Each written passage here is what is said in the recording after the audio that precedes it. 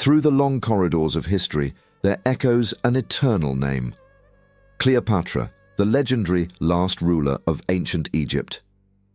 I'm sure our ears are familiar with the name Cleopatra, or at least fragments of her remarkable life story. She was no ordinary queen. She was a manifestation of intelligence, beauty, and extraordinary leadership.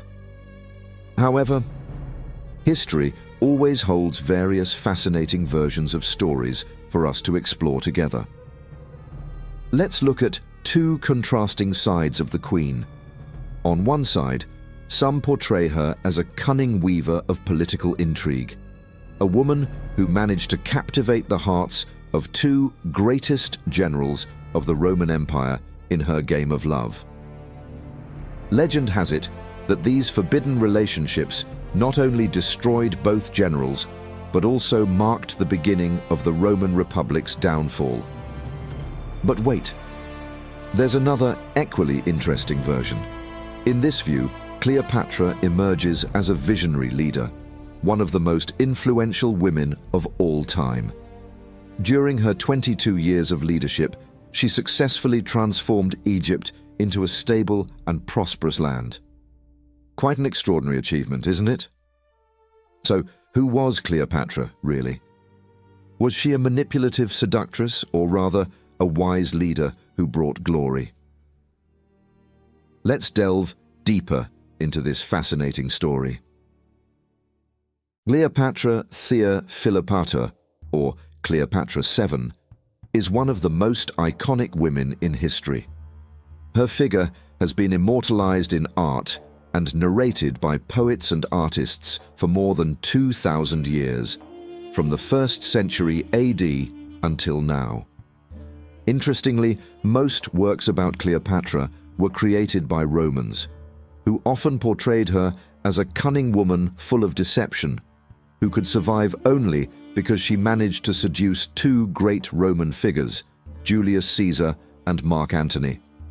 Moreover, Egypt and Rome were not in a harmonious relationship at that time, so many writers added rumors and stereotypes about this legendary Egyptian queen.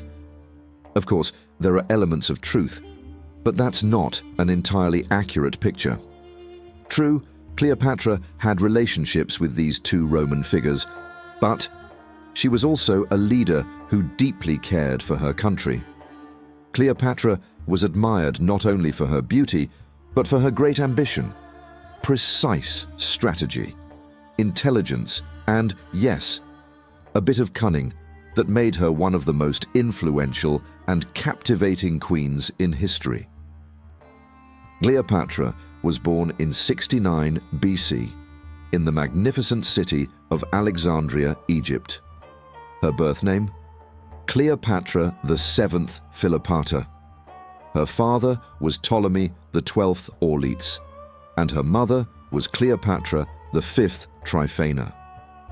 Alexandria, this grand city, was founded by none other than Alexander the Great. Before she was born, Egypt was ruled by the mighty pharaohs. Cleopatra was a descendant of Ptolemy, or Ptolemaios, who came from Macedonia. Unfortunately, the previous Ptolemies were less powerful and less intelligent, including, yes, even Cleopatra's own father, Ptolemy XII Auletes. People suffered under Ptolemy XII's rule. They hated Cleopatra's father because of his good relations with Rome. When Cleopatra was just 4 years old, the citizens of Alexandria rioted and drove Ptolemy out of Egypt. He fled to Rome, and Cleopatra's older sister, Berenice IV, ascended as queen. 3 years later, Ptolemy returned to Egypt with the help of Roman general Pompey. Ptolemy XII reclaimed his power from Berenice and ruled again as pharaoh. Guess what his first order was upon ascending the throne? Yes, killing Berenice, his own daughter. His eldest daughter was executed, 1 dead, 5 remained alive.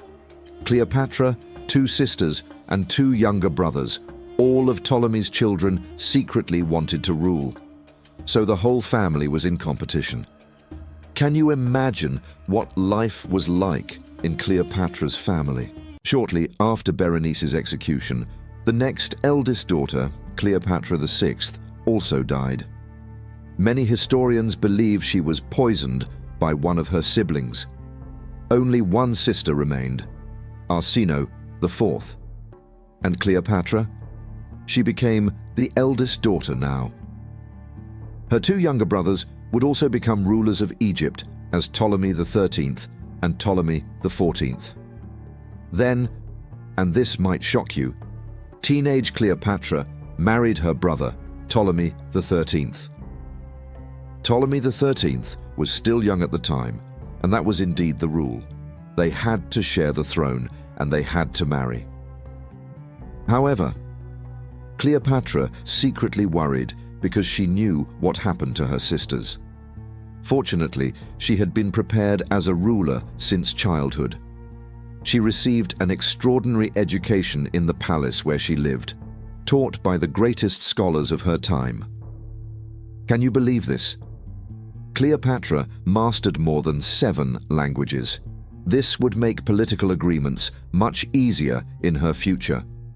She was also the first in her family who could speak Egyptian without an interpreter.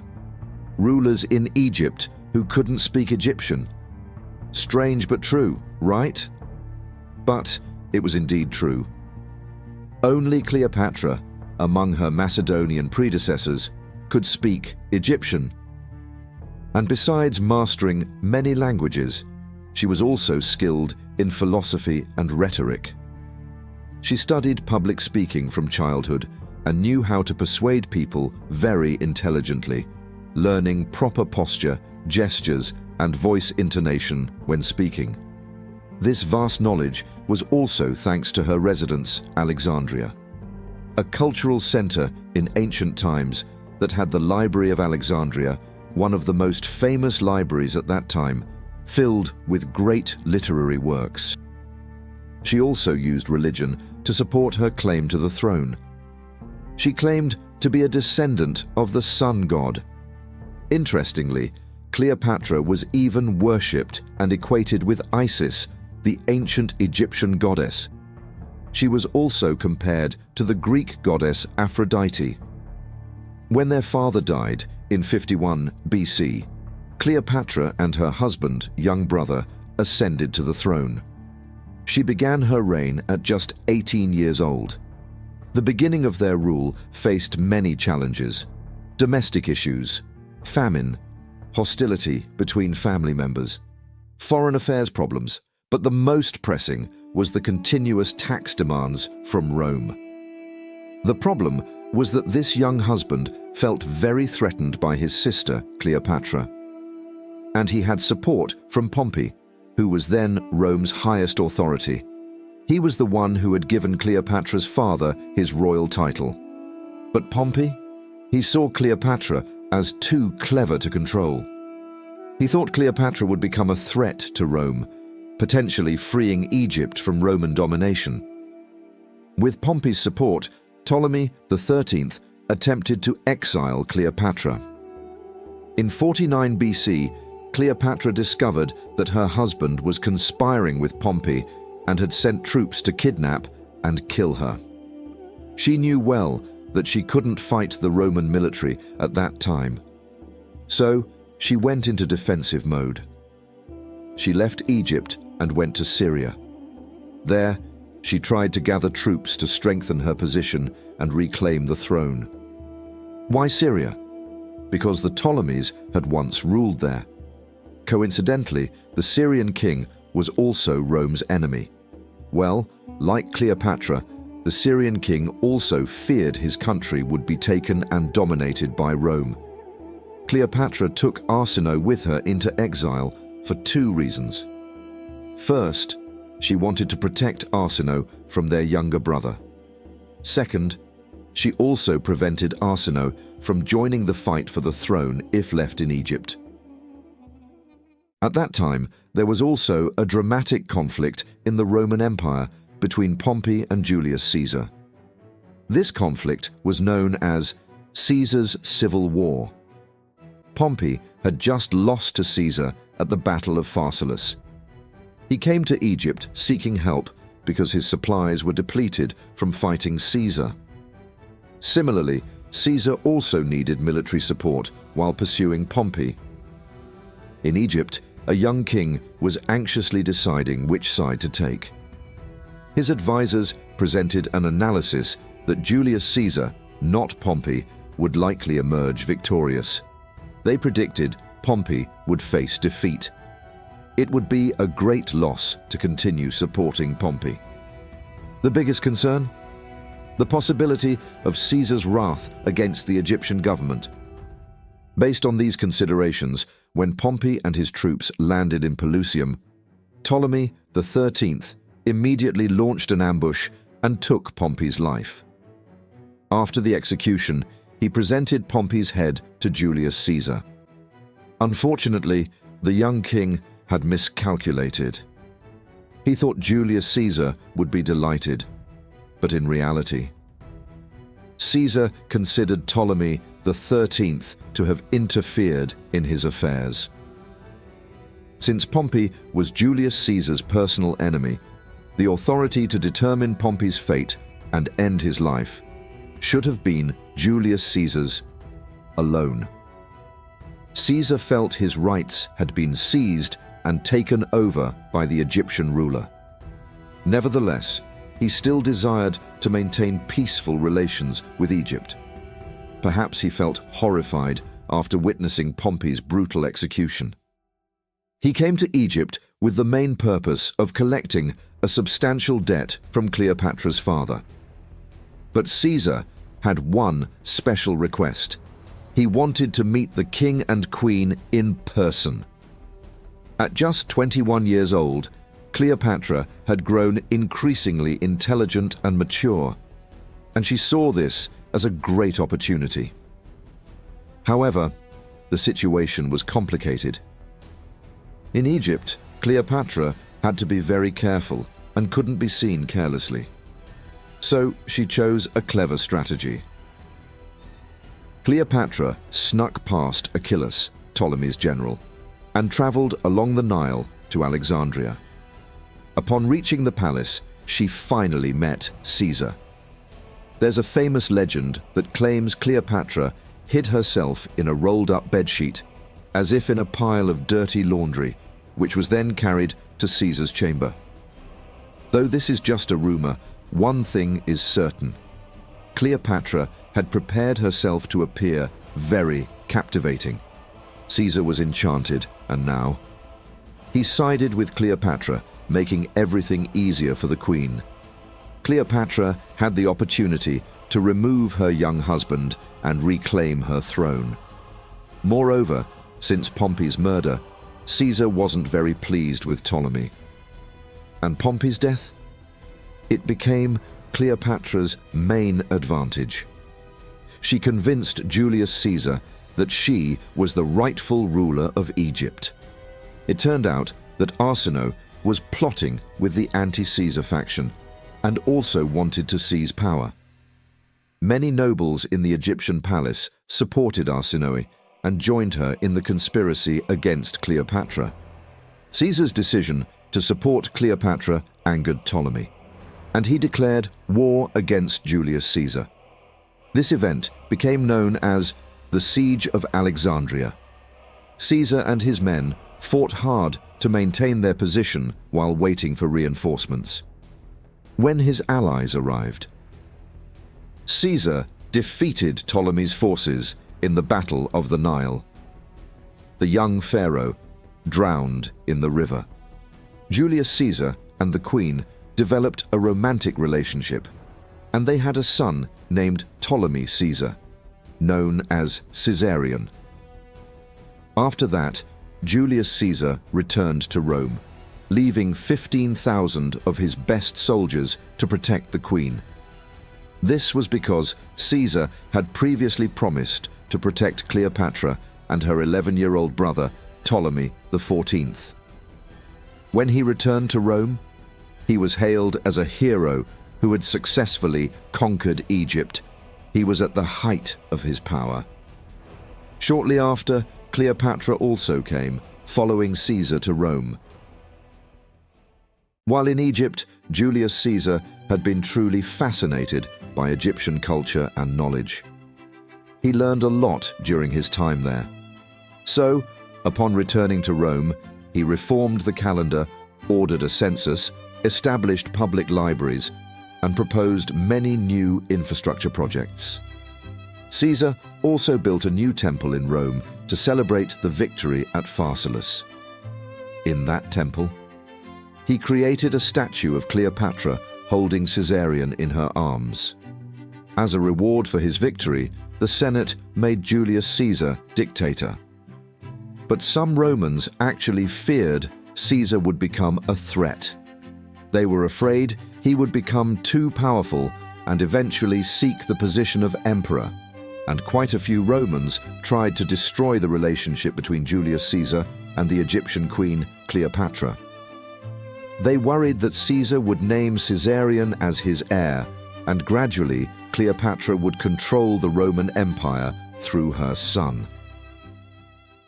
About 60 conspirators joined forces to find a way to kill Julius Caesar. Finally, in 44 BC, Julius Caesar was murdered by Roman politicians after a Senate meeting. The news spread very quickly throughout the Roman Empire. Chaos engulfed Rome. General Mark Antony, Caesar's right-hand man, pursued the conspirators. In the square, he read Julius Caesar's will. In his will, Caesar named his nephew Octavius as his successor. After that, Octavius and Mark Antony led their forces to eliminate those who had betrayed Caesar. Rome was no longer a safe place for the Egyptian queen, Cleopatra. So she moved quickly and hurried back to her kingdom.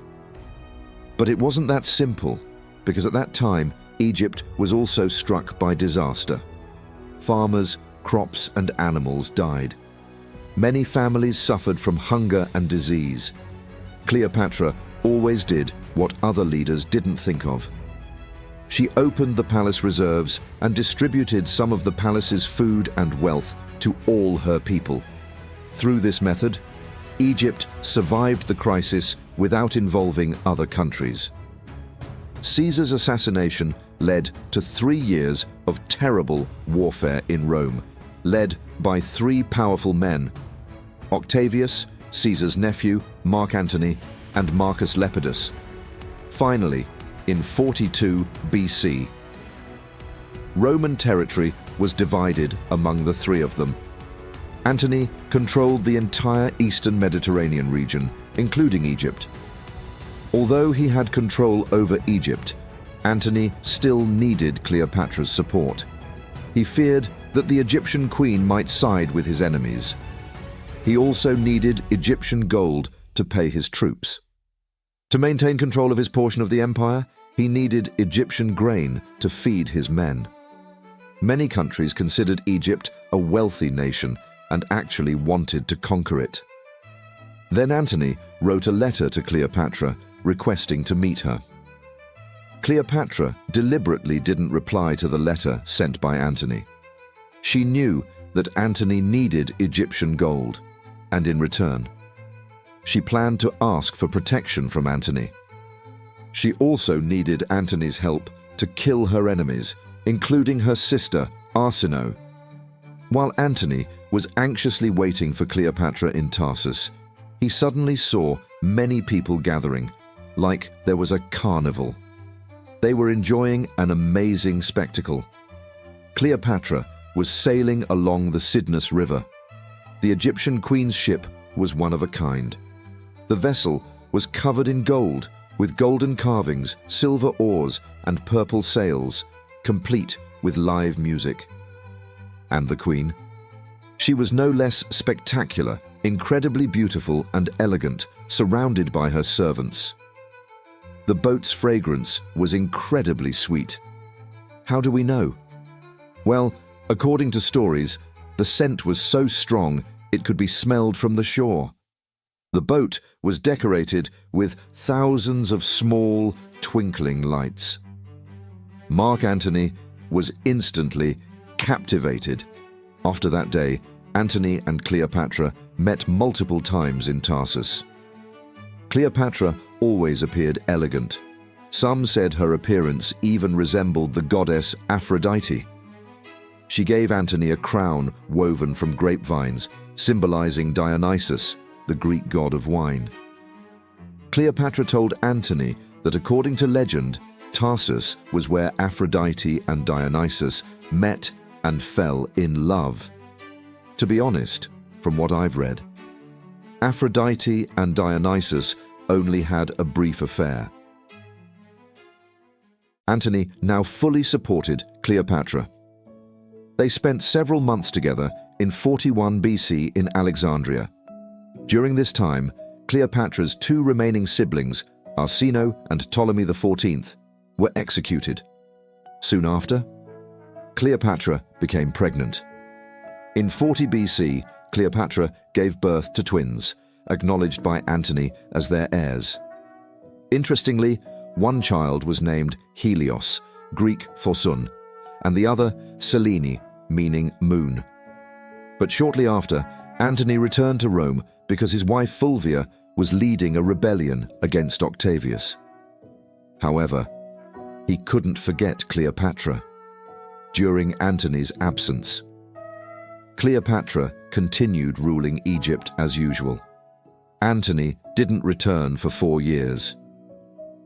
Fulvia eventually died, making everything easier for Antony. So he could return to Cleopatra. But Octavius wouldn't let that happen. He suggested that Antony marry his sister Octavia. Antony and Octavia had 3 children in 2 years. Let me explain further. After Julius Caesar's death, Mark Antony became consul general. In Rome, power was shared between him, Octavius, and Lepidus, forming the Second Triumvirate. Then Lepidus withdrew from political life. This led to disputes between Octavius and Mark Antony. Power in Rome was divided between them, with one ruling in the west and the other managing the eastern provinces. Let's continue. Although Antony was married to Octavia, the romance between Mark Antony and Cleopatra wasn't over yet, viewers. They met again in Antioch, where they formalized their union. The couple frequently held parties and feasts, and they became a powerful couple who demonstrated their sovereignty. The story goes that in 36 BC, Antony was defeated by Parthia. Octavius reprimanded him, saying he had lost focus since beginning his relationship with the Egyptian queen. Actually, Octavius was already sensitive about Antony because his sister, Octavia, had been rejected. He also feared that if Antony and Cleopatra united and gradually grew stronger, his power would be threatened. A new civil war broke out in Rome between Mark Antony's supporters and Octavius's defenders. The Battle of Actium took place in 31 BC. Cleopatra, who accompanied Antony in battle, unfortunately saw that Mark Antony was about to lose. When defeat seemed imminent, Cleopatra quickly returned to Egypt to announce a false victory. In Egypt, she claimed that Antony had won the war. In reality, it was Octavius who won. This victory marked the end of the Roman Republic and the beginning of the imperial period.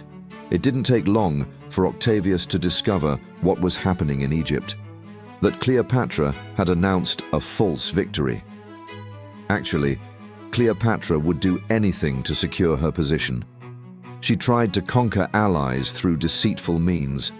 She attempted everything possible to remain in power with Mark Antony, her true love. She wanted them both to rise again.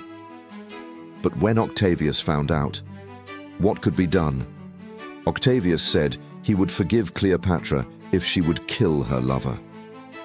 She refused and instead encouraged Mark Antony, who was deeply depressed after losing the war.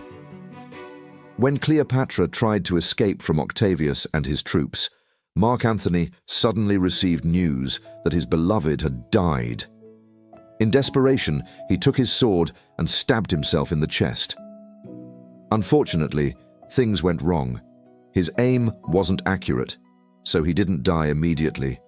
He was in great pain and losing a lot of blood. While in this condition, he was informed that Cleopatra wasn't actually dead. She had successfully escaped from Octavius. Finally, Cleopatra returned to see Antony's condition. Cleopatra embraced Antony, who had lost too much blood and was beyond help. Before dying in his beloved Cleopatra's arms, he asked her to cooperate with Octavius so that she would be safe. After saying this, he passed away. Their son, Caesarion, was also killed by Octavius. At that time, it was common for grieving women to harm themselves with blows and scratches while crying in desperation. Now, that's not acceptable. Your life has meaning. Grieve fully, cry if you need to, but never harm yourself. Many people need you and love you, even if you don't know it. Now let's return to Cleopatra. She was grieving terribly at that time, and her wounds became infected. Octavius offered medical treatment. Cleopatra refused, wanting to die and follow Antony, but Octavius threatened to harm her children. So, for her son's safety, Cleopatra had no choice but to comply. She became a hostage in Rome. This made her even more depressed. The great queen becoming a prisoner. Moreover, her son Caesarion had been killed, and her other children were taken to Rome to be raised by Octavia. Cleopatra had attempted suicide twice after Mark Antony's death, but was always treated by Octavius. Finally, Cleopatra passed away. Some sources say she died from a snake bite, while others claim it was poison. The manner of the Egyptian queen's death remains controversial. Some sources mention that Cleopatra's personal physician was a poison expert. Given Cleopatra's tactical and strategic nature, it seems she had carefully planned her death. Cleopatra died on a sofa, wearing beautiful clothes, with a peaceful expression, 9 days after her lover, Mark Antony's death. Before dying, she sent a letter to Octavius requesting to be buried beside Mark Antony's tomb. Her funeral was solemn and elegant, befitting an Egyptian queen. Her request to be buried next to Mark Antony was respected. Cleopatra's death marked the end of the Ptolemaic dynasty in Egypt. As often happens with many historical figures, information about Cleopatra's life, the legendary woman, has been distorted over time. As I mentioned earlier, many things about her are misunderstood, and not everyone knows the true picture of Cleopatra. While Cleopatra's life story is extraordinary, there are many misconceptions about her physical appearance. According to Plutarch, she wasn't so striking as to be incomparable, but also not so enchanting that one would want to touch her upon seeing her. Actually, we can guess Cleopatra's true appearance from ancient coins and statues carved throughout history. However, films often portray a different figure from reality. Cleopatra herself was a rare figure. In today's era, she would be an example of a strong woman who never gave up in pursuit of success. However, despite all controversies, Cleopatra led Egypt remarkably. She did everything necessary to keep Egypt safe and prosperous. Her political strategy was brilliant and calculated. Cleopatra played smart. She was never hasty, but every step was certain. She had 2 aces that made her stronger, 2 Roman rulers, Julius Caesar and Mark Antony, in her grasp. Cleopatra always had well-thought-out strategies to achieve her goals. And not just beautiful, she was clever and intelligent. Unlike others, this Egyptian queen has become a legend, inspiring some of the greatest artists in history, like Michelangelo and William Shakespeare. So that's a brief story about Cleopatra, her life, and various misconceptions that often arise about her character. What do you think about her story? I apologize if there are any information errors, or if the storyline isn't quite right, or if you want to add or correct anything. Please comment below. As usual, thank you very much for watching. I hope you enjoyed it, and see you in my next video. Bye.